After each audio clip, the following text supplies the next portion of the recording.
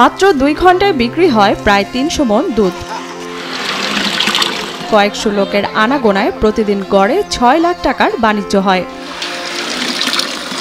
এখানে দুধ বিক্রি হয় আপনার 12টা থেকে 1টা পর্যন্ত, আর এখানে সব মনে করেন যে আপনার 300-250 মণ দুধ আমদানি হয়। ভোর হতে না হতে প্রান্তিক খামারিদের বাড়িতে বাড়িতে চলে দুধ দহন আয়োজন।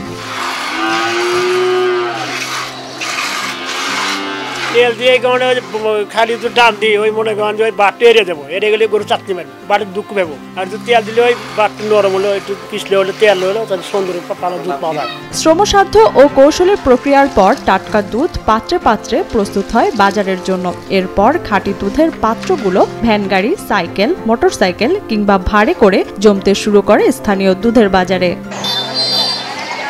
দুধ কেনার সুবিধা হচ্ছে যে আপনি এই যে ভ্যানের দুধ দেখতেছেন, সাইকেলের দুধ দেখতেছেন, এগুলো আপনার পিওর দুধ, এর মধ্যে ভেজাল নাই। প্রতিদিন সকাল 10টার পর থেকে দুপুর 1টা পর্যন্ত চলে দুধ বেচাকেনা। মাত্র 2 থেকে 3 ঘন্টার বাজারে বিক্রি হয় প্রায় 200 থেকে 300 মণের বেশি দুধ। এখানে মোটামুটি প্রায় প্রতিদিন আপনার 2 থেকে 3,000 মণ দুধের আমদানি হয় এবং দইয়ের কারখানা আছে প্রায় 200-র উপরে। দই মিষ্টির কারখানা, দই 200, মিষ্টির কারখানা 200। থানার মধ্যে একটাই হচ্ছে আপনার দুধ বাজার। এখানে অনেক দুধ আছে, আজকে আজকে কম আসছে, প্রতিদিন অনেক দুধ আসে। দূর দূরান্ত থেকে মনকে মন দুধ নিয়ে বগুড়ার শেরপুরে থানার সামনে আসেন খামারিরা। প্রত্যন্ত গ্রাম থেকে একটু ভালো দাম পাওয়ার আশায় বছরের পর বছর এখানে ছুটে আসেন তারা। বাজারে আসলে দাম বেশি হবে, গ্রামের তো অত দাম দিতে হবে না। বিভিন্ন গ্রাম থেকে এখানে দুধ নিয়ে আসে, শেরপুরে অনেক দূর থেকে ধনুটের দুধও এখানে আসে, বিভিন্ন জায়গা থেকে আসে। নানা রকমের লোকজন আসে দুধ নেওয়া। মনে করেন যে আমাদের গ্রামের থেকে দুধ তুলে নিয়ে এসে আমরা বাজারে বিক্রি করি। আমরা হয়ে থেকে দেখতেছি, আমাদের হয়ে থেকে দেখতেছি পুরন্ত বাজার। শেরপুর শতবর্ষী এই বাজারে প্রতি লিটার দুধ বিক্রি হয় 40 থেকে সর্বোচ্চ 50 টাকা দরে। বাজার বেশি ছিল 70, 80, 120 পর্যন্ত গেছে, এখন 40, 45, 50, 55-এর উপর বাজার নেই। বাজারে দেখে বুঝে পরখ করে খাঁটি দুধ কেনা যায় বলে ক্রেতাদের কাছে শেরপুরের এই বাজারের বেশ কদর আছে। 2 থেকে 300 মণের মধ্যে কেউ কেউ বাসার জন্য 1-2 লিটার দুধও কিনতে পারেন এখান থেকে। 200 লাই 500 লাই সব সময় দেয়। এখানে ভিড় কম, সব মানুষ আসে, পাইকার আসে, খুচরা লোক আসে, মেয়েরা আসে। সময় মতো দুধগুলো পাওয়া যায়, কোথাও আমাদের যেতে হয় না। যার যে চাহিদা সে চাহিদা মোতাবেক আমরা এখান থেকে কিনতে পারি। তবে অদৃশ্য কারণে কখনো কখনো দুধের দাম 40 টাকার নিচে নেমে আসে বলে অভিযোগ করেন খামারিরা। সে সময় কষ্টের উৎপাদনে লোকসানের মুখে পড়তে হয় তাদের।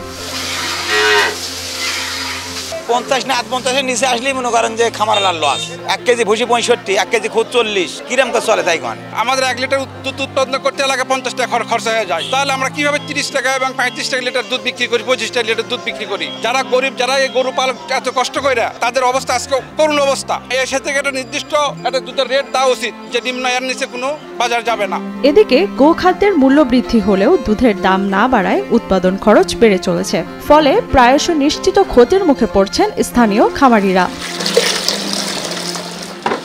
দুধটা সেরু বাজারে নিয়ে গেলে একদিন দেখা যায় 40 টাকা বিক্রি হয়, একদিন 25 টাকা বিক্রি হয়। দুধের মানে দাম হয় না। আমরা গরুর খাদ্য বানাই হলো 70 টাকা খরচ হয়, মানে 1 কেজি খাদ্যের খরচ হয় 70 টাকা, আর দুধ বেশি 45 টাকা শেয়ার। আমার মনোগঞ্জে গরু লস যায় 30-35 টাকা কেজি দুধ, আর ভুসি হইলো আপনার 70 টাকা কেজি। তাতে মানে গরু বাঁচানো খুব কঠিন, আমাদের চলা খুব কঠিন অবস্থা আর কি। দুধের দামটা একটু বাড়তে থাকলে এবার আমরা সচ্ছলভাবে চলে পারি আর কি। স্বাস্থ্যকর অল টাইম হানিকম, সব সময় অল টাইম হেলদি লাইফ। এদিকে গ্রামে গ্রামে দুধ সংগ্রহের কেন্দ্র স্থাপনের মাধ্যমে খামারিদের ন্যায্য মূল্য নিশ্চিত করার উদ্যোগ নেওয়া হয়েছে বলে জানান জেলা প্রাণী সম্পদ কর্মকর্তা doctor Mohammad Anisur Rahman. Village milk collection centre স্থাপনের জন্য উদ্যোগ নিয়েছি এলইডি প্রকল্পের মাধ্যমে। যদি আমরা ভিলেজ মিল্ক কালেকশন সেন্টারগুলো অ্যাক্টিভ হয়ে যায়, তাহলে খামারিদের কাছ থেকে আমরা দুধ কিনব, ভিএমসিসি দুধ কিনবে, তখন তারা তখন দুধের ন্যায্য মূল্যটা পাবে তারা।